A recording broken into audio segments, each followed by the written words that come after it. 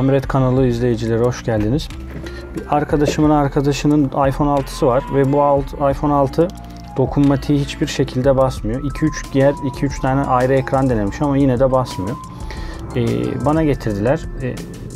Çok yüksek meblağlar istemişler telefon tamiri için.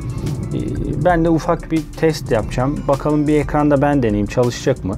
Ekran haricinde dokunmatik soketlerine bir kontrol edelim.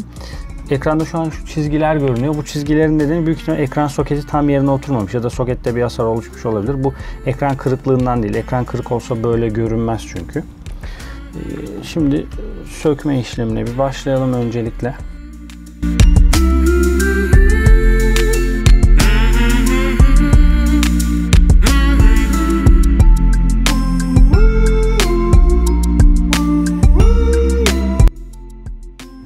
Her şey yerli yerinde duruyor.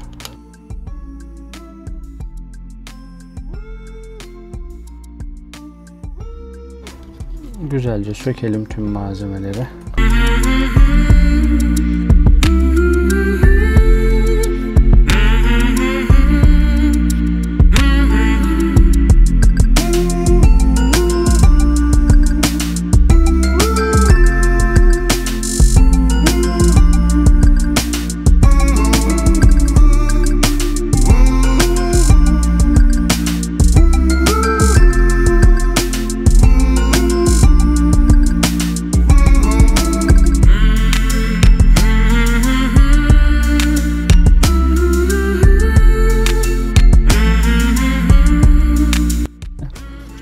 Bir şey görünmüyor sokette.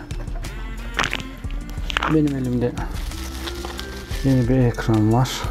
Deneyelim bakalım takıp ne olacak. Çalışacak mı, çalışmayacak mı?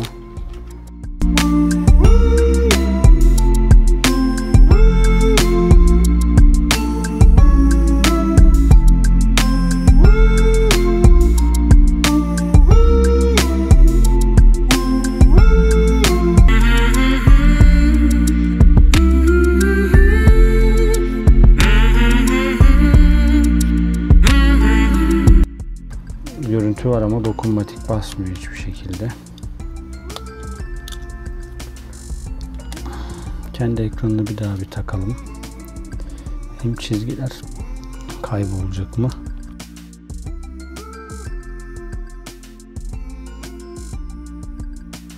Gördüğünüz gibi.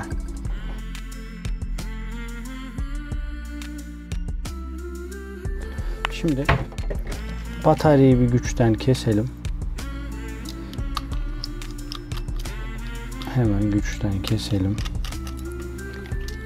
Çünkü bu yapacağımız işlemde takılı olmasını istemiyorum.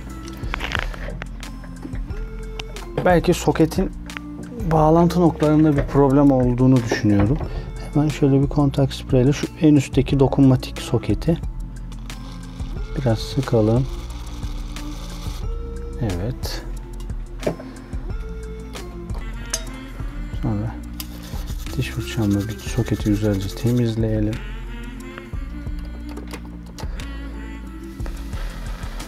Kurumasını bekleyelim. Kurudu. Bunda bir şey olacağını sanmıyorum bu tarafında ama yine de orayı da bir temizleyelim. Hepsini birden. Çünkü eğer bu tarafta bir şey olmuş olsaydı yeni taktığım ekran çalışırdı. Yani sanmıyorum ama yine de temizlemekte bir yarar var. Güzelce ufak bir kalıntı kalmasın. Evet, şimdi ilk önce şu soketimizi dikkatli bir şekilde oturtalım. Diğer soketimizi de oturtalım. Her birini bir takalım, deneyelim. Bataryamızı da yerine takalım. Evet. Bakın ekrandaki çizgiler de gitti. Biraz önce çizgiler vardı. Çünkü o çizgilerin nedeni her zaman ekran kırıklığından değildir. Ekran kırık olsa yukarıya veya bir yere bastığınızda o çizgiler daralır, kısalır, uzalır. Ama yani ekrana bastırdığınız takdirde o çizgiler hep sabit kalıyorsa sokette bir problem olabilir. Ya ekranın soketinde ya anakart üzerindeki bir sokette bir problem olduğu söylüyor bize.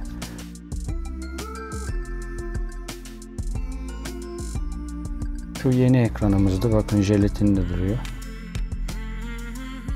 Evet, gördüğünüz gibi arıza tamamen sokettenmiş.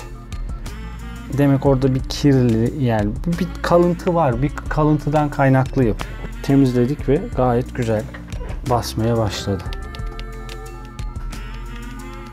Yani bu işlem için çok yüksek meblağlar istemişler.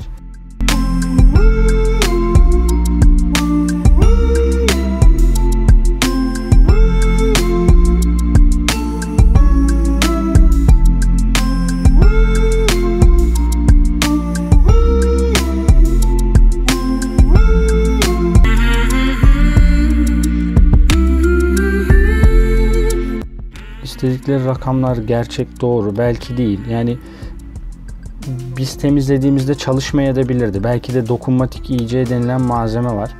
Onu değiştirmemiz de gerekebilirdi.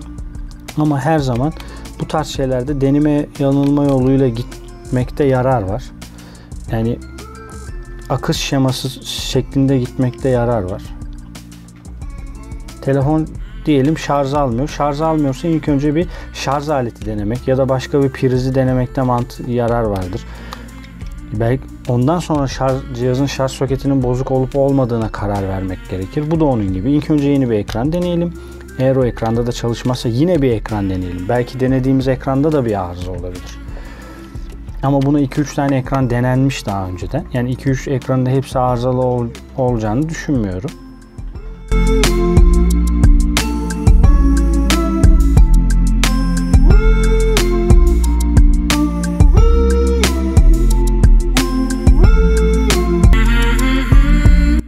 Gayet güzel, her şey basıyor.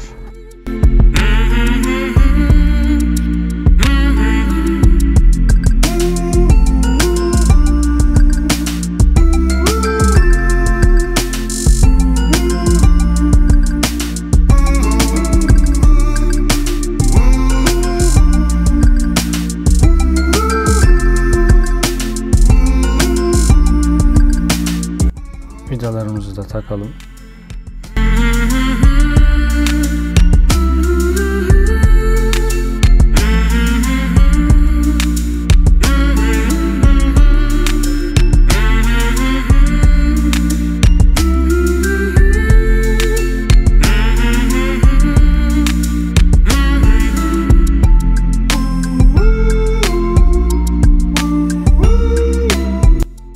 Arızalanmış bir telefon daha hayata döndü arkadaşlar.